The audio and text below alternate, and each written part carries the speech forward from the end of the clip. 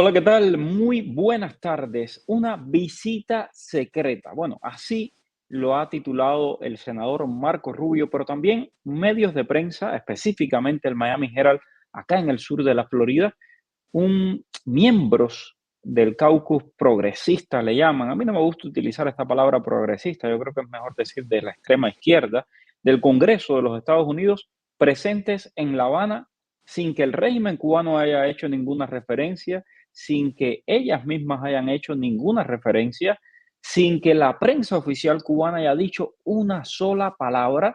Y no fue hasta que el Miami Herald reveló que legisladoras de este caucus demócrata estaban en Cuba, prácticamente en secreto, que salió todo esto a relucir. Me acompaña Hugo Achá de la Fundación para los Derechos Humanos en Cuba. Estimado Hugo, ¿cómo estás? Mario, es siempre un verdadero placer. Estamos a tus órdenes. Bueno, ¿quiénes son estas personas? ¿Por qué fueron a Cuba o qué podemos suponer? Hay mucha vinculación digamos, la postura del régimen cubano antiestadounidense y a favor de Palestina, de Hamas, etcétera, y la postura de estas legisladoras. ¿Quiénes son? Por favor, adelante, Hugo. Y, Mario, yo te hago un planteamiento porque creo que se relaciona directamente con lo sucedido, pero para darle un marco más general y porque tenemos ya que plantear un cuestionamiento absoluto con relación a este tipo de actitudes. La señora Ilhan Omar, las legisladoras que en algún momento fueron definidas por la prensa norteamericana como The Squad, siempre han tenido determinadas posturas con relación a algunos actores, usemos el término, cuestionables del escenario internacional. Hamas, Hezbollah, Irán, en algún momento la posición de Cuba, y se escudaron dentro del discurso desde el punto de vista ideológico. Ahora, yo pregunto y empiezo esto para darte el contexto general de por qué te decía que tenemos ya que hacer cuestionamientos absolutos. eh, si tú eres una persona de izquierda y estás a favor de los derechos de los trabajadores, de la defensa intransigente de los derechos humanos, de la libertad de expresión, que se supone que es uno de los bienes que más atesoras, si te preocupa y mucho temas como las cuestiones de libertad religiosa, algo que se supone tendría que ser fundamental, por ejemplo, en el caso de la señora Ilhan Omar, ¿es correcto que estés apoyando a un régimen que no solamente participa activamente en trata y tráfico de personas, de acuerdo a un reporte generado por el Departamento de Estado de la administración de tu propio partido, generado por un Departamento de Estado encabezado por el señor Blinken, a donde te dice que mujeres son sometidas a violación, a abusos, a violencia física, a donde trabajadores tienen hasta el 90% o más de sus salarios confiscados, a donde tienes una serie de situaciones que no conocen ningún tipo de parámetro legal, no solo en los Estados Unidos, sino a nivel mundial. Y aquí es a donde lo quiero unir con algo que pasó en las últimas 24 horas.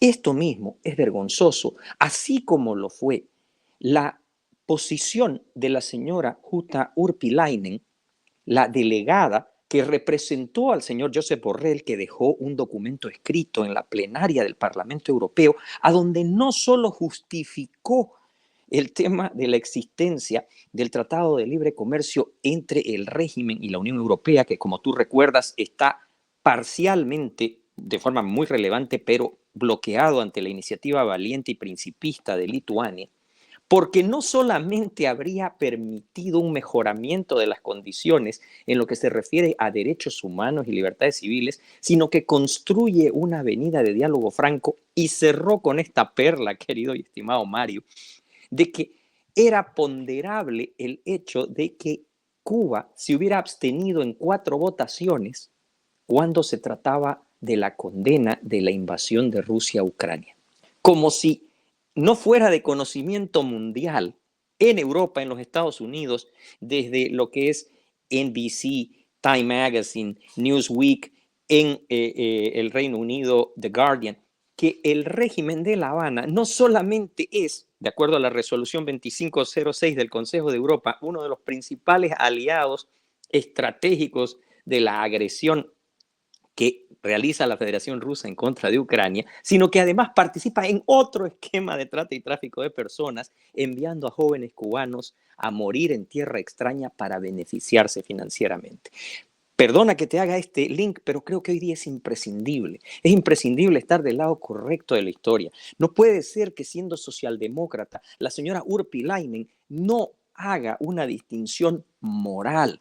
No puede ser que la señora Ilhan Omar y los miembros de The Squad no hagan una distinción moral. No puede ser que la señora Ocasio-Cortez no haga una distinción moral. Porque de lo que estamos hablando aquí trasciende las líneas de la ideología. O estás con los derechos humanos o no estás con los derechos humanos. O estás con los derechos de las mujeres o no estás con los derechos de las mujeres. O estás con las libertades religiosas o no estás con las libertades religiosas. Y me disculpo por la vehemencia, no es mi forma de ser habitual, pero creo que lo sucedido con estas legisladoras y con la actuación de la representación del máximo nivel ejecutivo de la Unión Europea, lo único que te puede definir es vergüenza. A mí me llama mucho la atención ese viaje en este momento. Para mí la Jayapal del estado de Washington, Ilhan Omar de Minnesota. También hay personal del Congreso, de la oficina de la representante Bárbara Lee de California. Todos ellos han estado en Cuba, son cerca de una docena de representantes demócratas estadounidenses. Todo esto en secreto prácticamente, en momentos en los que Cuba ha apoyado abiertamente al grupo terrorista Hamas en su guerra contra Israel, en momentos en los que el régimen cubano está recibiendo a altos dignatarios de Rusia, recibió a Sergei Lavrov, acaba de recibir a uno de los más cercanos al jefe del Consejo de la Federación, Nikolai Consejo de Seguridad Patrushev. a Patrushev. Así es. Entonces, y estos legisladores norteamericanos viajan en secreto. Ahora, cuando sale la historia, cuando Nora Gámez publica esto en el Miami Herald, inmediatamente publican, el caucus progresista del Congreso confirma el viaje y dice que los representantes viajaron a Cuba la semana pasada, donde se reunieron con personas de toda la sociedad civil, funcionarios del gobierno, para discutir los derechos humanos y la relación bilateral entre Estados Unidos y Cuba. Esto de los derechos humanos, no sé si realmente habrán discutido algo relacionado con los derechos humanos, porque hay que recordar que ambas legisladoras estaban entre los 40 demócratas que firmaron en contra, que votaron en contra de una resolución que era sencillamente simbólica y que apoyaba a los manifestantes del 11 de julio del 2021 y que pedían la liberación de los presos políticos. Entonces, si usted firmó en contra de una resolución simbólica, usted fue uno de los 40 que firmó en contra, que pedía la liberación de los presos políticos, ¿realmente hay que creer que usted fue a Cuba a pedir por derechos humanos? Digo, yo creo que se cae de la mata. Mira, Mario, el tema es aún más grave y te voy a dar algunos otros elementos.